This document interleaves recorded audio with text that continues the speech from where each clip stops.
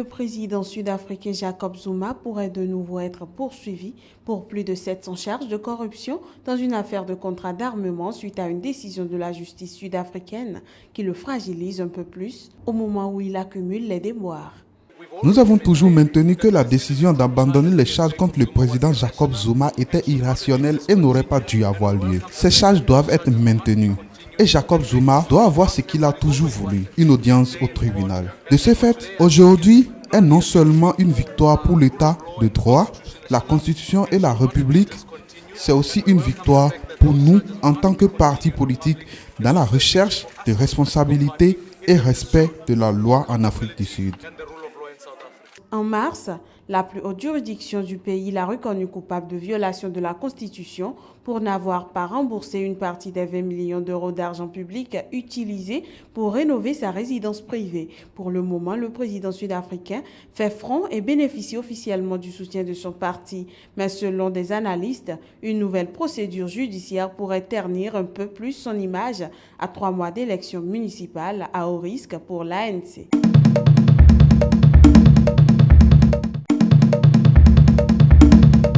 105 tonnes d'ivoire, soit plus de 8000 éléphants. Ce stock d'or blanc va être brûlé samedi à Nairobi, un record en Afrique. Grâce à cette action symbolique, le Kenya veut sonner la fin du trafic illégal sur le continent.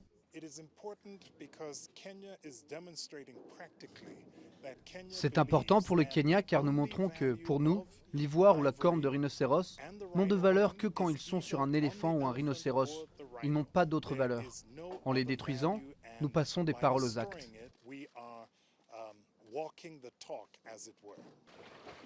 Moins de 500 000 éléphants vivent aujourd'hui sur le continent et chaque année, entre 30 000 et 38 000 sont abattus par des braconniers pour leur défense selon les ONG. Brûler l'ivoire, ce n'est pas juste un geste symbolique, c'est aussi un moyen de dissuader les futurs acheteurs. Les gens qui vont voir cette incinération dans un pays du tiers-monde ou en Chine vont se demander pourquoi le détruisent-ils? Ils vous diront peut-être que c'est de l'argent, mais pour nous, nous voulons le mettre au-delà de son usage économique. Nous ne discutons pas de la vente de ce genre de choses.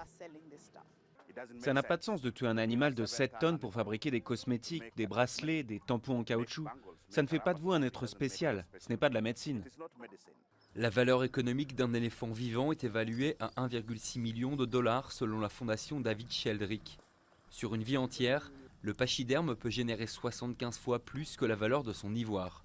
D'où l'importance pour le Kenya de protéger cette ressource naturelle. Pour mieux contrer les braconniers, avant de détruire le stock, des scientifiques récupèrent le plus d'informations possible en répertoriant toutes les pièces. Avant qu'ils ne les brûlent, c'est important de savoir combien il y en a, ce que cela représente en termes de poids, en termes de quantité.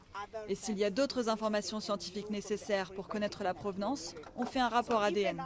Du coup, même après la crémation, il reste des données utilisables à des fins scientifiques. Le commerce d'ivoire est interdit depuis 1989 par une convention internationale, mais en Chine, le kilo d'ivoire se négocie toujours 1 000 €. Pour enrayer ce trafic, les chefs d'État et des associations de protection des animaux se réunissent pour un sommet sous la houlette du Kenya avant le grand bûcher de ce week-end.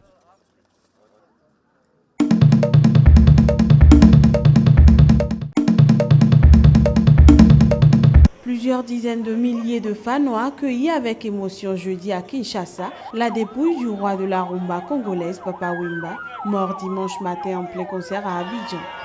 Papa Wemba na bandu ki bana zai mwa muke donc a contribué trop dans la carrière nangai a inspiré nga trop donc souvenir à bien za banze muna kitoko ba voix kitoko tout ce qui nous a laissé comme art vraiment ba souvenir nanga bien voilà. Je viens ici laisser mon vieux au froid. Je rentre avec un cœur brisé. Ah, c'est l'icône, hein. C'est l'icône de la musique congolaise, c'est l'icône. Donc il n'y a pas plus que Papa Wemba. Peut-être qu'il y en aura, mais pour l'instant, il n'y a pas. Un des chanteurs africains les plus populaires depuis 40 ans, Papa Wemba fut une des grandes figures de la rumba congolaise. Le corps de l'artiste est conservé à l'hôpital du Cinquantenaire en face de la base logistique de l'armée congolaise. Selon le ministre congolais de la Culture Banza Moukalei, le corps sera exposé lundi au Palais du Peuple pour des hommages populaires avant l'enterrement mardi dans un cimetière de la périphérie de Kinshasa.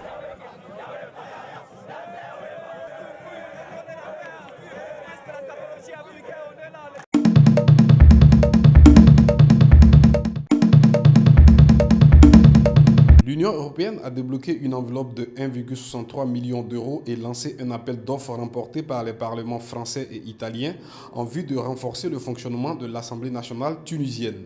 Dans ce cadre, Claude Barthelone, président de l'Assemblée nationale française, est en Tunisie pour une visite de 2 jours.